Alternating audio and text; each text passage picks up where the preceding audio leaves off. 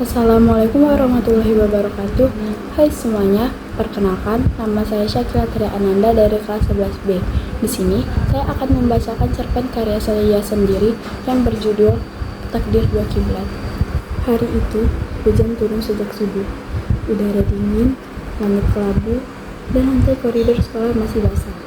Di depan kelas 12 IPA 2, seorang perempuan berdiri sambil merapikan ujung lengan bajunya yang basah kena gerimis. Hijabnya sedikit lembab, matanya menatap langit di tengah pagi yang mendung. Namanya Aluna Anastasia, biasa dipanggil Luna. Cewek berparas tenang, kulit cerah, tubuh mungil, tak suka jadi pusat perhatian, lebih sering duduk di pojok kelas, baca buku sendirian. Tapi justru dari situ, dia kelihatan beda. Bel sekolah berbunyi. Anak-anak langsung berhamburan masuk ke kelas masing-masing. Gue jalan santai, mata ngeliat ke sekeliling, sampai berhenti di bangku paling belakang dekat jendela. Masih kosong, kecuali ada satu cowok di situ. Duduk nyender, kaki selonjoran, ngunyah permen, sambil merhatiin hujan di luar jendela. Rambutnya acak-acakan, kayak baru bangun tidur. Tapi entah kenapa, malah kelihatan beda. Itu Orion Zevano, cowok Kristen, tinggi, kulit sawo matang, cerewet, kadang ngeselin, tapi itu yang bikin penasaran. Gue deketin sambil nanya pelan, bangku ini udah ada yang isi. Dia noleh, senyum santai. Udah, tapi hatinya masih kosong. Kalau mau, silakan duduk. Gue senyum kecil, gombalannya basi. Dia ketawa, terus geserin tasnya. Nama lo siapa? Mawar. Mati, katanya sambil ketawa kecil. Luna, jawab gue sambil males-malesan. Tapi sebenarnya senyum-senyum dalam hati. Oh, Luna, cakep juga kayak orangnya, katanya dengan gaya yang sekerennya. Terus dia nambahin, oh iya, kenalin juga, nama gue Orion, katanya sambil ngeliat ke arah gue. Gue cuma ngangguk sambil senyum tipis, padahal jantung gue udah mau lepas. Selamat duduk bareng cowok tergokil se-IPA 2 ya, siap-siap nanti ketularan seru, katanya. Hari itu dimulailah semua. Cerita yang gak pernah gue duga akan jadi kenangan paling sulit gue lupain. Sejak itu, kami makin sering bareng, duduk bareng, pulang bareng, kadang sarapan bareng. Tapi bukan cuma kami berdua, kadang kami juga gabung sama geng kecil di kelas, yang isinya ada Pano, Rea, Dimas, dan Adira. Kata si Pano, nama geng mereka itu Suhu, singkatan dari sumber hujatan. Setiap Jumat siang, habis kelas selesai cepat, kami main ke taman belakang sekolah. Kadang sekedar duduk melingkar sambil ngemil, kadang main tebak-tebakan. Siapa nama pahlawan favorit lo semua? Tanya Dimas waktu itu. Orang langsung menjawab, Aluna, dia pahlawan di hati gue yang selalu menyelamatkan figur gue. Yang lain langsung ribut, woi, basi banget lo Yon. Gue cuma menutup muka pakai buku sambil ngakak. Suatu hari Sabtu, kami berenam main ke alun-alun kota, naik angkot rame-rame, jajan cilok, beli es dawet, dan foto-foto di bawah lampu hias malam hari. Malam itu, kami pulang dengan kaki pegal, tapi hati penuh kebahagiaan. Tapi dari semua momen itu, yang paling bikin gue haru adalah saat kelas kita camping bareng di puncak. Malam api unggun, Orion duduk di sebelah gue. Kita dengerin Rea nyanyi pakai gitar. Semua murid nyalain senter kecil dan bikin lingkaran cahaya.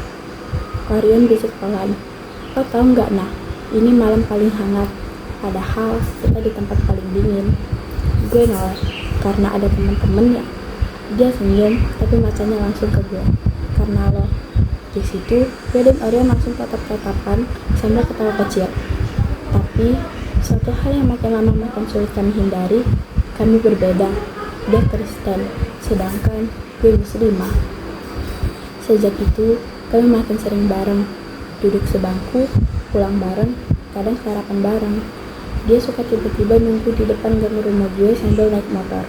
Cepetan, kalau telat nanti kita dihukum hormat yang bendera, katanya. Gue cuma lempar bekal ke dia, tapi dia malah senyum. Makasih ya, saling ibu anak-anak. Maksud gue, ibu kos di masa depan, kata Orion. Pernah juga Pas makan siang, gue bawa bekal nasi goreng, dia bawa roti coklat. Kita bisa tukeran bekal. Gue makan rotinya, dia makan nasi goreng gue sambil nyengir. Ini nasi gorengnya pakai cinta ya, soalnya pedasnya nancep ke hati, kata Orion sambil tertawa. Hari Minggu, kita jogging bareng. Di tengah lari, dia kepleset daun kering dan jatuh. Gue panik, kok nggak apa Yon? Dia langsung bangun, kayak atlet. Gue jatuh bukan karena daun, tapi karena lo. Gue cuma bisa ketawa sampai sakit perut. Tapi yang paling gue inget bukan candaan-candaan itu, tapi bagaimana dia jaga jarak. Dia tahu gue muslimah. Dia nggak pernah nyentuh, bahkan nggak pernah ngelewatin batas lewat kata-kata. Semua rasa yang ada, dia bungkus dalam hormat. Sampai suatu hari, Orion berkata pelan, "Nah, gue ngerasa nyaman sama lo. Tapi kita nggak bisa lanjut lebih jauh kan? Kita beda keyakinan." Gue diam, mencoba memahami kata-katanya. Tapi kita cuma temen Yon, kenapa harus ada batasan kayak gitu? Orion tersenyum kecil. Cinta itu bukan soal kita bareng, tapi soal kita menghormati perbedaan. Gue diam, perasaan itu ada. Tapi gue juga tahu, ada yang lebih besar dari sekedar perasaan kami. Kami punya keyakinan yang berbeda, dan itu bukan hal yang bisa kami abaikan begitu saja. Suatu malam, dia ngechat, "Nah, kalau kita satu agama, kamu mau nggak jadi pacar aku?" Gue diem lama, baca berkali-kali, sambil senyum-senyum, tapi juga nyesek. Gue jawab, "Tapi kita nggak satu agama kan?" Besoknya, gue bawain dia teh kotak, duduk di seberang, nahan nangis, tapi tetap senyum. Gue sayang sama lo Yon, tapi gue juga sayang sama Tuhan gue, dan gue nggak bisa milih salah satunya. Dia diam, lalu senyum lebar. Gaya khas Orion banget. Kalau gitu, daftar ulang aja yuk jadi manusia baru, biar bisa satu agama. Dia ketawa sambil ngelak mata. Telat bro. Terus setelahnya, kami terus menjaga hubungan kami sebagai teman. Suatu sore, saat duduk bersama di taman sekolah, Orion tiba-tiba berkata, "Nah, kalau kita satu agama, mungkin gue bisa lebih dekat sama lo. Tapi ini kita bedakan." Gue natap matanya, lalu bilang, "Iya Yon, kita mungkin gak bisa bareng, tapi kita bisa tetap jadi teman." Orion terdiam sebentar, lalu mengangguk. Gue paham, gue gak bisa jadi tempat lo beribadah, tapi gue bisa jadi tempat yang selalu mendukung lo. Hari itu, kami sepakat, kami gak bisa punya hubungan lebih dari teman, tapi kami bisa saling mendukung meskipun berbeda. Itu adalah keputusan yang berat, tapi juga memberikan kedamaian. Suatu sore, selepas tes tambahan, gue dibojong Orion pulang naik motornya. Angin sore pelan banget, jalanan agak sepi, helm gue agak longgar, dan hijab gue kepinter ke mukanya. "Nah, hijab lo nempel di kaca helm gue," katanya sambil ketawa kecil. "Ya maaf, anginnya kenceng sih," jawab gue sambil berusaha benerin. Dia diam sebentar, lalu menyeletuk pelan. "Lucu ya, kadang hal kecil kayak hijab lo yang menyentuh gue bisa bikin hati gue rame." Gue nggak jawab, cuma masih nunduk sambil senyum di balik helm. Terus dia nambahin, "Lo tau nggak nah, kenceng lo itu kayak perjalanan yang nggak pengen gue sampai tujuannya." "Kenapa?" tanya gue pelan. "Soalnya setiap detik di belakang motor ini lo deket, tapi juga jauh, karena gue nggak bisa punya lo." Gue diem, nahan napas, nahan perasaan. Angin sore nggak lagi sejuk, malah terasa nyesek. 3 hari kemudian, setelah pulang sekolah, gue dan Orion nggak langsung pulang ke rumah. Kami berdua memutuskan untuk mampir dulu ke warung di depan sekolah. Sore itu, di warung kecil depan sekolah, beberapa minggu sebelum acara perpisahan dilaksanakan, gue dan Orion duduk di bangku panjang kayu, masing-masing memegang segelas es teh manis. Gerimis baru saja berhenti, udara masih dingin. "Lo fix udah kuliah di mana?" tanya gue sambil nyedot es teh pelan. Dia ngangguk pelan. "UGM, diterima di komunikasi." Gue senyum. "Keren, cocok sih, lo emang cerewet banget." Dia ketawa. "Ya iyalah, kalau gue diam, dunia pasti bakal sepi." Gue ikutan ketawa, tapi abis itu suasana mendadak hening. "Lo sendiri?" tanya dia sambil ngeliat ke gue. "ITB, Arsitektur, jawab gue pelan. Dia diam, terus senyum tipis. Bandung Jogja ya? Gue ngangguk. Udah beda kota, beda arah. Orion nyender ke tiang warung.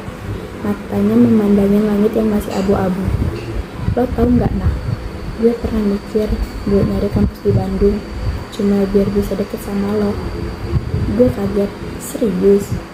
Dia ngangguk, tapi langsung nyengir. Tapi kayaknya Tuhan pengen kita belajar tentang lepasin, bukannya deketin. Gue diam. Hati gue aneh, hangat, tapi juga perih. Dia lanjutin pelan. Kadang cinta itu bukan tentang siapa yang paling dekat, tapi siapa yang paling ikhlas ngedoain dari jauh. Gue nahan napas. Kata-katanya nusuk, tapi lembut. Yon, gue manggil pelan. Dia cuma noleh ke arah gue sambil diam. Kalau nanti kita nggak saling ngobrol, nggak saling update, lo masih inget gue nggak? Dia ngeliat gue, tapi matanya serius. Lo bukan cuma orang yang gue ingat, tapi lo orang yang selalu gue simpen di ruang paling tenang, di tempat doa-doa gue. Hari-hari terus berjalan. Status kami nggak pernah jelas, tapi perasaan itu nyata. Dia pernah tanya, Yon, kita ini apa sih? Dia jawab sambil nyenderin kepalanya ke dinding parkiran. Kita ini dua orang yang saling sayang, tapi nggak bisa bilang cinta, karena kiblat kita beda. Sakit, tapi indah. Pernah suatu sore, dia bilang, nanti kalau kita nikah, rumahnya 2 tingkat ya. Lantai atas buat kamu ngaji, lantai bawah buat aku main gitar dan nyanyi lagu Natal.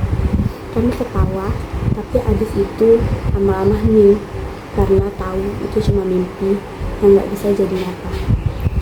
Tak terasa ternyata hari perpisahan sekolah sudah di depan mata. Hari dimana aku harus berpisah dengan teman-teman untuk melanjutkan pendidikan yang selanjutnya, terutama pisah sama Orion. Di hari perpisahan sekolah, gue dan Orion jalan pelan ke sudut aula, ambil foto bareng, ngetawain foto yang gak bener. Semua tawa dan luka terangkum di satu gambar. Di situ bukan cuma ada gue dan Orion, tapi ada anak-anak suku juga. Kita foto berenam dengan gaya yang gak jelas. Katanya sih biar jadi kenangan yang lucu. Tapi ada satu momen di situ gue diem sambil ngebatin. Momen kayak gini bisa diulang lagi nggak ya? Gue dan Orion foto bareng. Dia megang papan kecil bertuliskan, kita nggak bisa bareng di masa depan, tapi bisa bareng di kenangan. Setelah itu, kami keluar aula, duduk di tangga depan sekolah. Langit mendung lagi, dan gerimis mulai turun pelan. Dia buka tas kecilnya, keluarin sesuatu. Sebuah kotak kecil dari kayu, ada ukiran tulisan, bentuk yang tak bisa dimiliki, tapi tak bisa dilupakan. Ini buat lo, katanya sambil ngasih kotak kecil itu. Gue buka perlahan. Isinya gantungan kunci bentuk jendela kecil, sama kayak jendela di kelas tempat kami sering duduk. Biar kalau lo lihat ini, ingat tempat kita pertama ketawa bareng, katanya. Gue tahan air mata, tapi tetap senyum. Tapi tenang nah, walau beda kota, beda kampus, kita pernah satu semesta yang isinya tawa, hujan, dan lo. Gue nggak jawab, cuma nyender pelan ke pundaknya. 1 detik yang diam, tapi hangat. Yon, lo pernah jadi tempat paling nyaman, walau cuma sebentar. Dia jawab pelan, dan lo pernah jadi doa yang gue tahu nggak bakal sampai, tapi tetap gue panjatkan. Kami harus pisah. Orion kuliah di Jogja, gue di Bandung. Gak ada pelukan, gak ada air mata di depan orang. Dan entah kenapa hujan sore itu kayak tahu bahwa hari itu bukan sekedar perpisahan biasa. Nah, makasih ya, lo pernah jadi rumah buat hati gue.